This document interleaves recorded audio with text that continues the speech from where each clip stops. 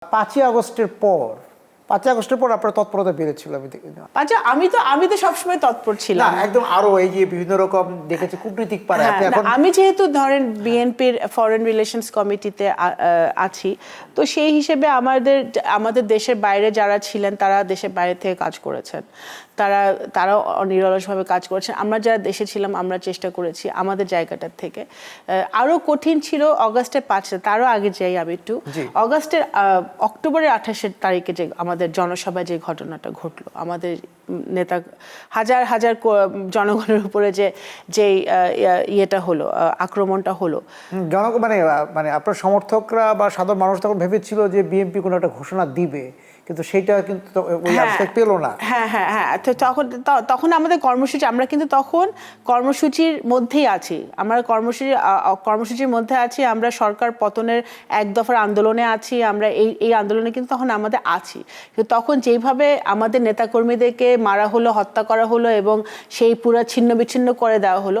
তারপরে 3-4 মাস কিন্তু আমাদের তখন সাথে সাথে মহাসচিব অ্যারেস্ট হলেন আমাদের বহু সিনিয়র নেতারা অ্যারেস্ট হলেন তখন কিন্তু সেই সময়টা আমার অনেক আমি অনেক সাফারিং এর মধ্যে আমার যেতে হয়েছে আমাদের সব নেতাকর্মীদেরই যেতে হয়েছে যারা কারা বরণ করেছেন তাদেরকে জেলে কষ্ট করতে হয়েছে যারা কারা বরণ করেন নাই যারা ফরচুনেটলি বাইরে ছিলেন অ্যারেস্ট হন নাই তাদেরও কিন্তু অনেক সতর্কতা অবলম্বন করে দলের কাজটা করতে হয়েছে আমিও সেটা করতে হয়েছে আমার সতর্কতা অবলম্বন করে তখন আমার যে ফরেন রিলেশনসের কাজটা বা আমার সাংগঠনিক যে কাজটা আমার ফরিদপুর বিভাগের যে কাজগুলো সেগুলো কিন্তু আমার সেই সতর্কতা অবলম্বন করে চালিয়ে যেতে হয়েছে তো তখন কিন্তু আমাদের অনেক নেতাকর্মী এই আরেকটা সময় গেছে যে অনেক কষ্ট আমি দেখেছি আমাদের তৃণমূলের নেতাকর্মীদের অগাস্টের 5 তারিখের পরে হ্যাঁ অবশ্যই তখন একটা ভিন্ন প্রেক্ষাপট ফ্যাসিবাদের পতন হয়েছে নতুন বাংলাদেশের স্বপ্ন আমরা দেখছি এবং আমাদের তখন কিন্তু ওই তৎকালীন সময়ে অনেক প্রাইভেট ইউনিভার্সিটির ছেলেমেয়েদের সাথে আমার কথা হতো আমাদের তখন যারা আন্দোলনে ছিল এবং এখন যারা নেতৃত্বে আছে এনসিপির ছেলেমেয়েরা তারপর আরো অনেকে ওদের সাথে কিন্তু বৈষম্য বিরোধী ওদের সাথে আমাদের বিভিন্ন সময় কথা হতো এবং আমি আমার জায়গা থেকে আমি চেষ্টা করেছি তাদেরকে সাহায্য করা তাদেরকে আমি মনে করেছি আমরা সবসময় বলতাম যে আজকালকার জেনারেশনের নতুন প্রজন্মের ছেলেমেয়েরা পলিটিক্স বিমুখ রাজনীতি বিমুখ তারা দেশ নিয়ে ভাবে না তারা এই রাজনীতি পছন্দ করে না কিন্তু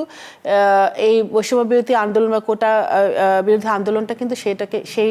নোশনটাকে মিথ্যা প্রমাণ করেছে তো আমি এত it was a awakening time for me or maybe for lot of us যে আমার কাছে মনে হচ্ছে না বাংলাদেশ হ্যাজ এ ফিউচার এই নতুন প্রজন্ম যদি দেশপ্রেম থেকে তারা যদি মাঠে নামতে পারে এই প্রাইভেট ইউনিভার্সিটির ছেলেমেয়েদের কিন্তু কোটার কোনো কারণ ছিল না তাদের কাছে কোটা কোনো ফ্যাক্টর ছিল না তারাও মাঠে নেমেছিল তারা কিন্তু দেশের প্রতি ভালোবাসা থেকে একটা অন্যায় হচ্ছে একটা চরম অন্যায় হচ্ছে সেই অন্যায়কে রুখে দেওয়ার জন্য তারা মাঠে নেমেছিল তো সেই জায়গাটা আমার কাছে মনে হয়েছিল ইটস ইন্সপায়ারিং নির্মাণ কাজেও আমি বেছে নেই CSRM TMT 500W committed for better still